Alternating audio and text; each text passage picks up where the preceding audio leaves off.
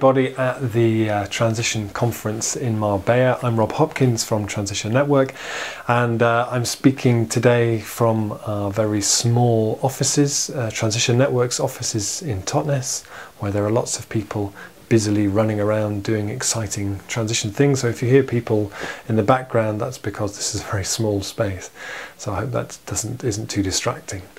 So it's really exciting to hear about the event that you're doing today in Marbella, and I'm sorry I can't be there in person, but Philippa asked me to just send a few thoughts from here, from Transition Network, that might hopefully be useful in supporting the event that you're doing. So first thing to say is we're really thrilled to see that events like this are happening around the world and in Spain.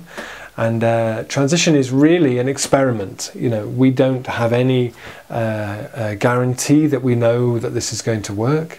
We've always framed transition from the beginning that it's an experiment, which everybody getting involved in it makes happen. That everybody who gets involved brings it to life and experiments with it in their own place, translates it into their local context, thinks through how it will work at that level, so that transition, whether it's in Bologna or in Brixton or in Brasilandia, is still recognisably transition, but it's appropriate to that place. It's been translated into that place. It emerges from the soil of that place rather than being sort of airlifted in from some office in the UK. So what you do and how you pick transition up and how you take it and how you develop it to make it appropriate to Marbella or to other parts of Spain is over to you. And you know, we have some thoughts and some tools and some resources from looking at how transition is working in other places, but what you do with it is part of this experiment, part of this global experiment of people at this vital time in history trying to figure out where we go from here. So the first thing I wanted to say was thank you for being part of that and trying to feed into that, because transition does look different everywhere. Even when I go to London and I visit transition initiatives that are very close to each other, because they emerge from the soil of the place where they live, from their own community, transition looks very different in each place, which is something that a top-down, government-driven response really can't do. It can't go that fine in terms of how communities work. And I think what increasingly feels like is at the heart of transition is the idea that we are living in extraordinary times. Whether it's because of the fossil fuels crisis, the observation that we have come to the end of the age of cheap energy, not that we are about to run out of fossil fuels tomorrow morning, but that we have reached the end of the age of cheap energy and all that has made possible to us. Because of climate change, what we've seen happening in the Arctic this summer has been absolutely catastrophic. This summer in the UK we had the worst summer anybody can remember having. Lots of farmers are saying if we have another couple of summers like that, we're finished. And Edinburgh, I was reading the other day, had something like 12.5 hours of sunlight during the whole month of June. You know, photosynthesis struggles to happen in that circumstance. And of course it's the opposite extreme for you with the drought and the fires and so on. The thing with climate change is that we need to really act on it now, and we need to move very deeply with it. And often we get stuck with this idea that responding to climate change means changing our light bulbs, driving a bit slower, putting solar panels on things. Actually, it's a much deeper shift. And I don't think there's any way of getting away from the observation that that moving away from fossil fuel dependency, living more responsibly in terms of climate change, also means looking for alternatives to economic growth as we have known it, and rethinking lots of the assumptions. And for me, one of the things that emerges from that is the importance of local economies. Is that when we take out the ability to air freight things all over the place and shift stuff around all over the place, that our local food economies become really important. And where we can, meeting our needs with what we can produce ourselves is really central to that. And within that, we argue in transition, is an enormous opportunity to rethink the economy of the place that we live.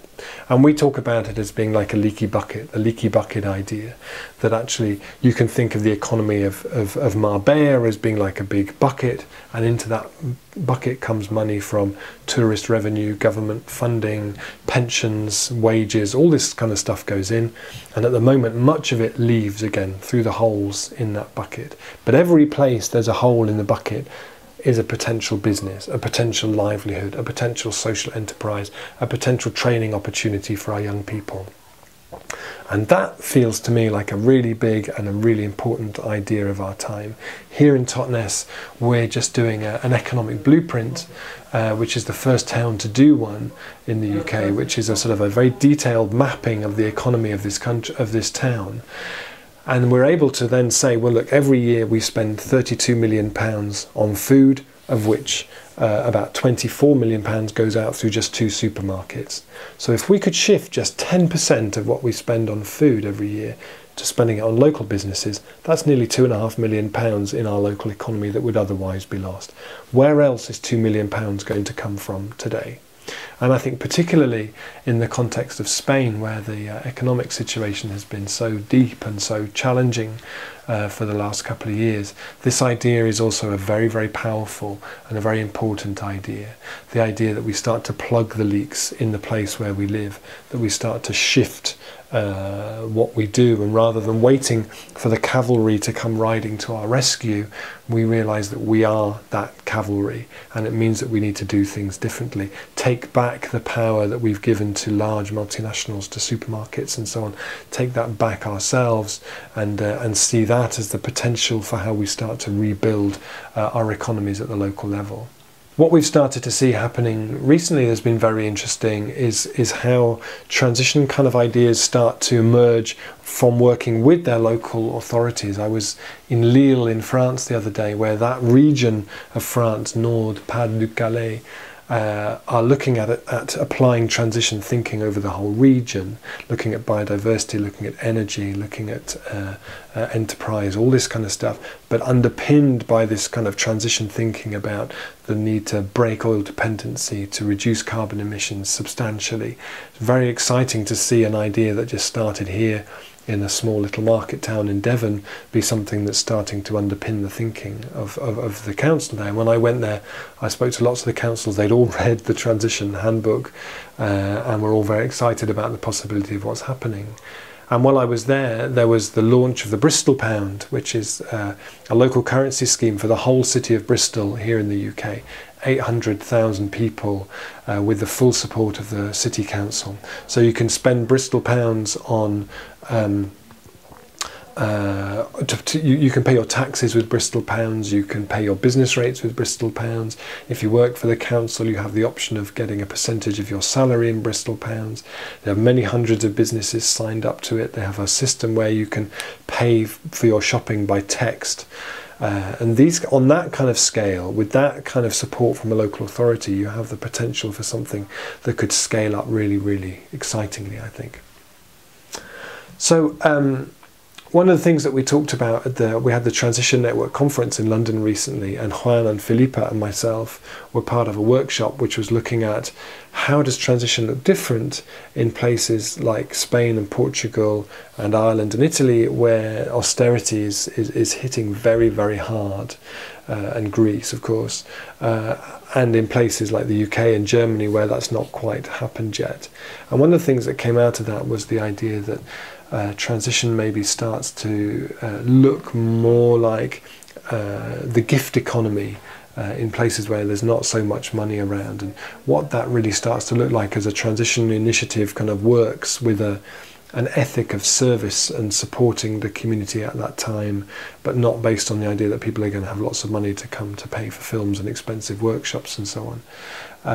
And so again, as this idea of transition as an experiment, how you develop transition, how you decide to make that happen is really up to you. And there will be a uniquely Spanish version of transition, there will be a uniquely Marbella version of transition, and that's very exciting to see. So I'd like to just give you a few principles that we use in the Reconomy project to identify this move to a more local economy. So the first one is localization, which is the idea of like import substitution, or there's an American writer, McLennan, who talks about a heavy, far, near, light economy. So things that are heavy, we don't transport over huge distances.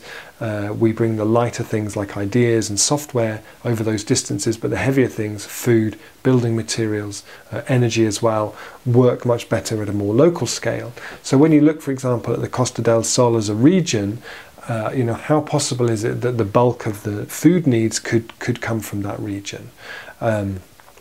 Using the local authority, using the hospitals, the schools, and how they procure food to start to support a drive towards more urban market gardens, linking the towns and cities with farmers in the area, farmers in the region. And actually, I think there's a huge potential for economic regeneration from this idea of localization, of plugging the leaks in our local economy. In terms of building materials as well, how did people build in the area before cheap concrete and steel came to take over how we do things? How did people build when the building materials were what could be bought from within a couple of mile region?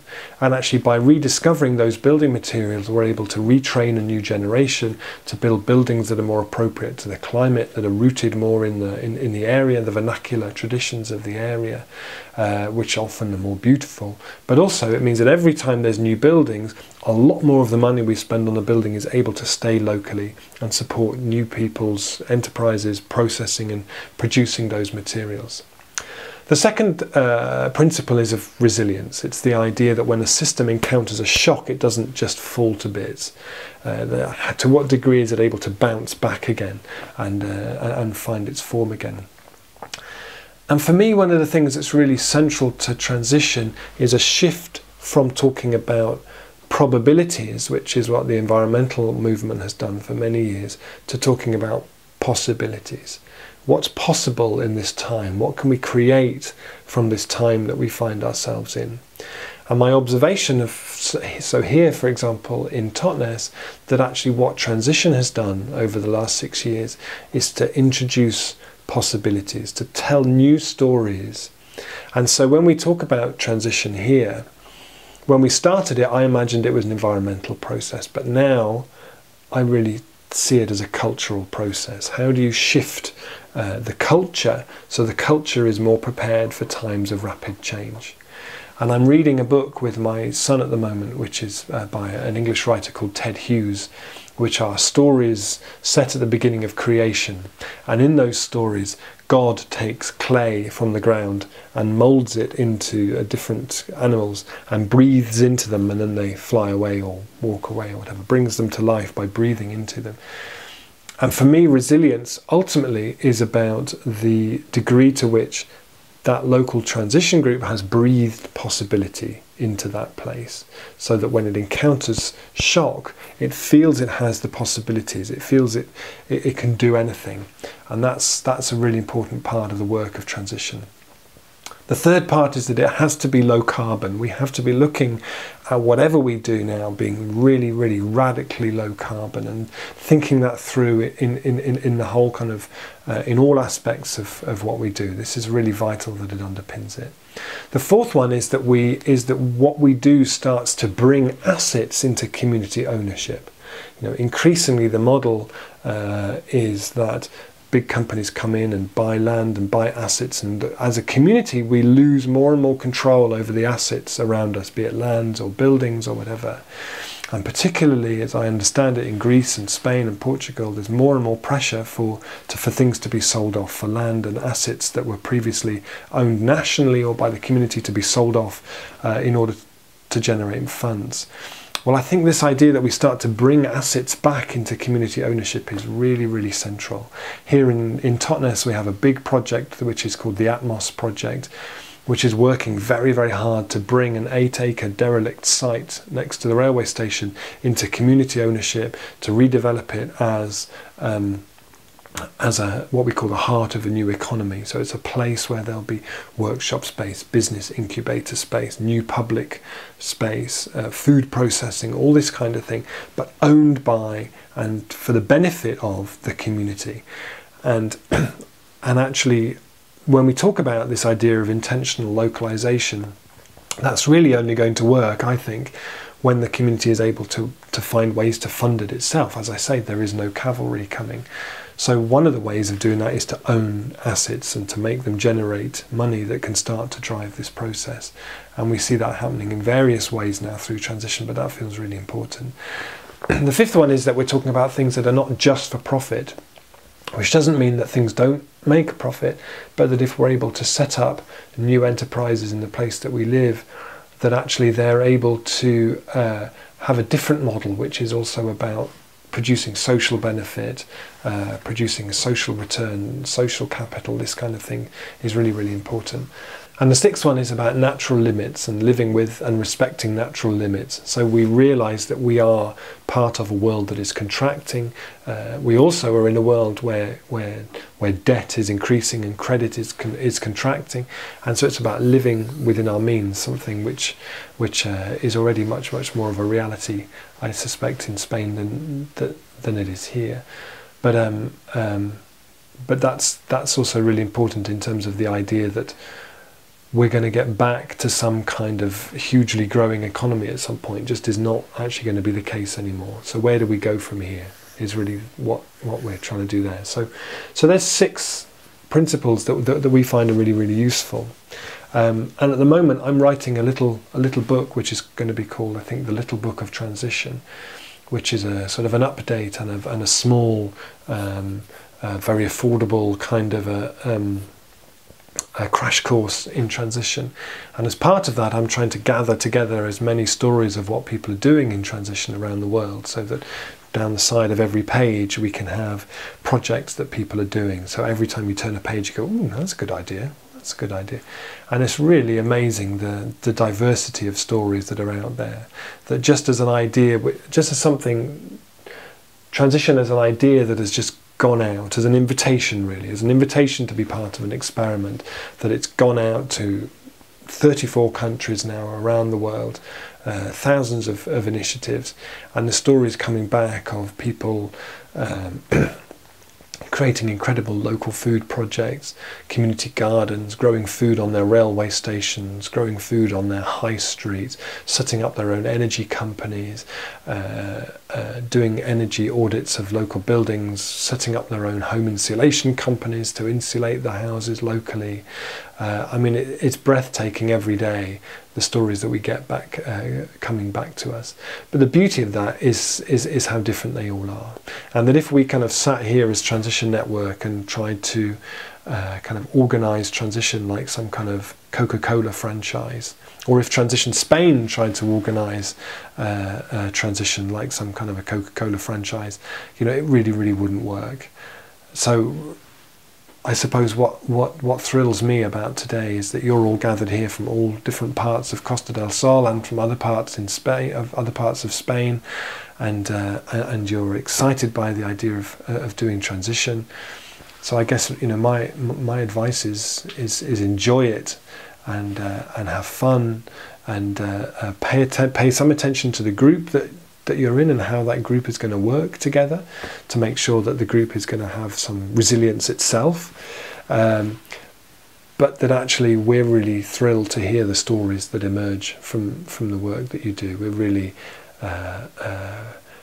really would encourage you to just go for it. You know, these are times when I think anything is possible, and I meet politicians and I meet regional politicians, I meet people who are supposed to be in charge, and I can tell you they have very little clue about what to do at this time in history.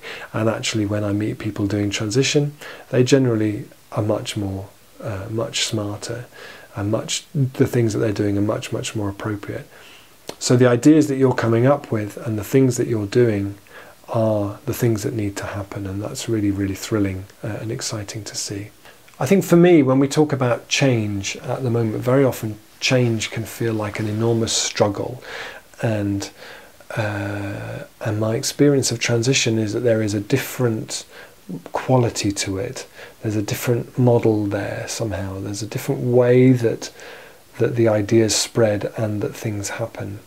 And just a couple of sort of analogies to leave you with, I guess, is the first one is this idea of that there's a kind of fungus that grows in forests, which is called mycorrhiza, and it's incredibly fine. You can rarely see it with the naked eye, and it spreads in like a network through the forest. And what it does is it gives that forest its resilience. It's like a neural network. So it means that the forest can communicate with itself. So if you have a shock in one place, it's able to spread that information to other parts of the wood. If you have an abundance of nutrients in one place, the mycorrhiza will redistribute it. It becomes like the brain of the forest in a sense. If I had a cube that big of soil from a forest, it would contain about 10 miles of mycorrhizal fungus. It fruits sometimes, but not necessarily in places where you expect. And for me, transition is like that. It's like something where you inoculate the place that you live. You introduce the spores of this fungus to the place. And people might turn up in your town or your city and go, well, I can't see much transition going on around here, because their mental picture is they want to see big windmills and goats grazing on the roof or something. But actually the transition runs under the surface. And so when people come here to Totnes, sometimes they say, well, I can't see very much transition going on, but a lot of it runs under the surface, and then it fruits, sometimes in places that you expect and sometimes in places that you don't expect. And I think that idea is of trying to shift inoculate the place where you live is a really nice way of looking at it. And lastly, I think for me, as I visit more and more transition places, I wonder whether the thing that makes transition special is that it's about the moments in your life when the hairs stand up on the back of your neck, those thrilling moments, like the time you first fall in love or you see the band that changed your life, you know. And actually transition often does that. I look back through the time of Transition Town Totnes here over the last 6 years. There have been so many moments when there's a thrill through the possibilities of what we're creating. And I wonder whether actually moving towards the kind of future we need to move towards isn't actually about trying to create as many of those moments that are really, really thrilling and trying to kind of join them up, rather than it being a sort of miserable, dour kind of trudge, where we sort of try and guilt trip everybody into doing something. Actually, this should be a celebratory, community-wide exploration of making history at a time when it needs to be done more than any other. You know, Joanna Macy, who talks about these things, says that the agricultural revolution took thousands of years to happen. The industrial revolution took hundreds of years. This needs to happen in about 10, 15, 20 years. It's an extraordinary challenge, and it's one which, if we get it right, then our children will tell great tales about and sing great songs about. But we can do this, and you can do this, and I think it'll be the making of us. And my experience of meeting people doing transition is that they're not just doing this for a couple of weeks. This is their life's work. This is my life's work. And this is hopefully feels like your life's work, and it's really, really thrilling to hear that this event is happening today, and I'm really honoured to have been able to input into it in some way. And please tell us your stories about what happens. Share your stories with each other, and I look forward to hearing more and more stories as the mycorrhiza of transition starts to spread and inoculate and fruit all over Spain. Thank you very much for your time today, and enjoy the rest of your conference.